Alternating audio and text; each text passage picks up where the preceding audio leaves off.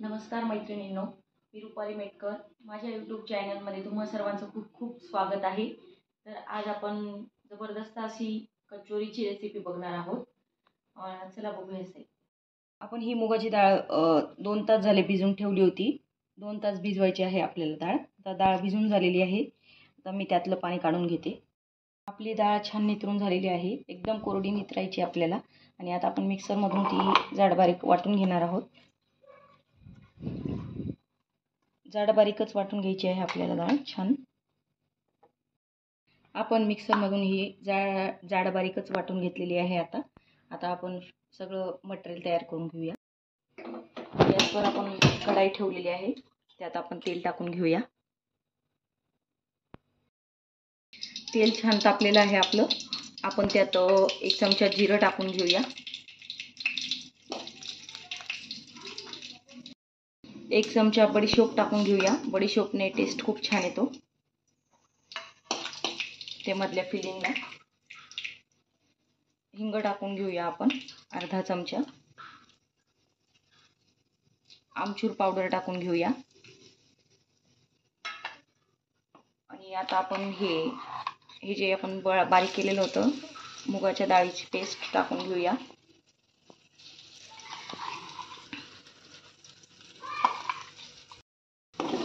आपल्याला हे छान फ्राय करून घ्यायचं आहे. काळी मिरी पावडर टाकायची आहे आपल्याला.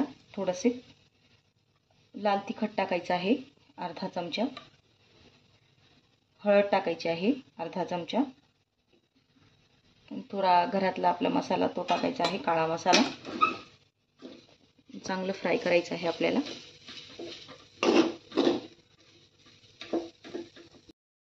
चवीनुसार मीठ टाकून घेऊया. चांगलं हलवत राहायचं आहे आपल्याला हे मिश्रण. 5 मिनिटं चांगलं हलवून झालं की आपण त्यात बेसन ॲड करणार आहोत. 1 ते 1.5 चमचा मी बेसन टाकत आहे. आणि चांगलं एकजीव करायचं आहे आपल्याला हे.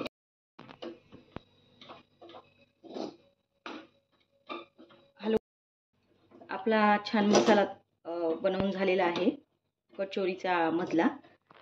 आता आपण गॅस बंद करून दिलेला आहे. आता आपण हा मसाला गार होऊ देणार आहोत. मसाला थंड होतो तोपर्यंत आपण कचोरीचं हे पीठ भिजवून घेऊया. मी हे 1 वाटी मैदा घेतलेला आहे. त्यात आपण 2 चमचे तेल टाकणार आहोत. कुणी तूप पण टाकू शकतात तुम्ही. आणि 1 चमचा ओवा टाकून घेत आहोत. आणि चवीनुसार मीठ टाकून घेत आहोत. आता आपण हे पीठ छान भिजवून घेणार आहोत. आणि आपल्याला पीठ आधी आपण हे तेल टाकलेलं आहे आपण ते चांगलं असं पिठाला चोळून घ्यायचं आहे. सगळ्या पिठाला तेल व्यवस्थित लागलं पाहिजे.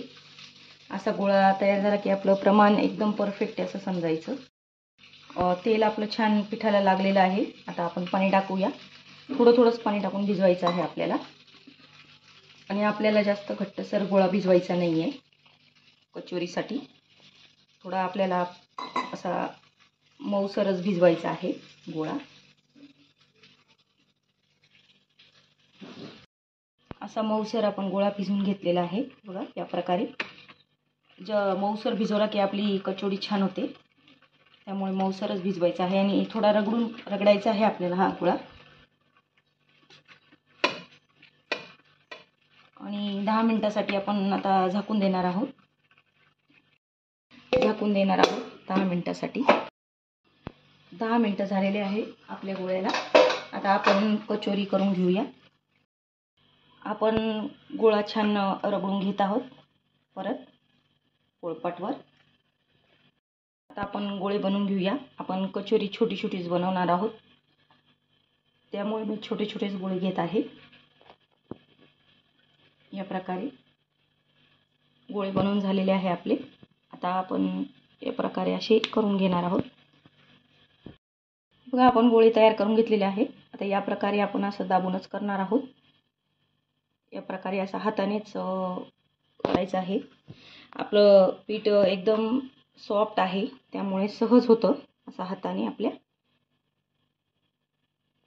हे प्रकार असं आणि आता आपण हे असं ठेवून करणार आहोत. आणि हे बघा आपलं हे फिलिंग छान गार झालेली आहे. आपण गोळा करून घेत आहोत त्याचा. या प्रकारे गोळा करून घ्यायचा आहे आणि यात ठेवायचा आहे आपल्याला. हे बघा या प्रकारे आपल्याला असं तो गोळामध्ये लोटायचा आहे आणि हे असं हाताने करायचं आहे आपल्याला छान असं गोल गोल हे दाबून द्यायचं आहे. आणि आपल्याला जो मधला भाग आहे तो जाडच ठेवायचा आहे. तो थोडासा कसा दाबायचा आहे आपल्याला या प्रकारे, म्हणजे आपली कचोरी खूप छान फुलते. आणि काट असे थोडेसे दाबायचे आहे. या प्रकारे आपली कचोरी करून रेडी झालेली आहे. हे बघा आता मी सगळ्या बनवून घेते. आपल्या सर्व कचोऱ्या बनवून तयार झालेल्या आहेत. आता आपण तळून घेणार आहोत.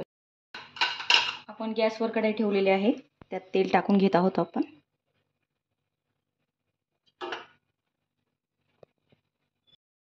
आपण तेल जास्त गरम नाही करून घेणार आहोत. मीडियमच गॅसवर आपण तळून घेणार आहोत कचोरी. तर आपण थोडं मीडियम तेल तापू देत आहोत. आपण थोडंसं तुकडं टाकून पाहिलेलं आहे. आपलं तेल तापलेलं आहे. आणि आता आपण गॅस बारीक करून घेणार आहोत आणि कचोरी टाकून घेणार आहोत. जे आपलं आपण दाबले वरून जे कचोरी ती बाजू आपण खालूनच टाकायची आहे. वरून टाकायची नाही आपल्याला, कारण कचोरी फुटायला नको. त्यामुळे आपण कचोऱ्या टाकून घेतलेल्या आहे. आता कचोऱ्या आपल्याला होऊ द्यायच्या आहे आपोआप. त्या आपोआप थोड्याशा वर येतात.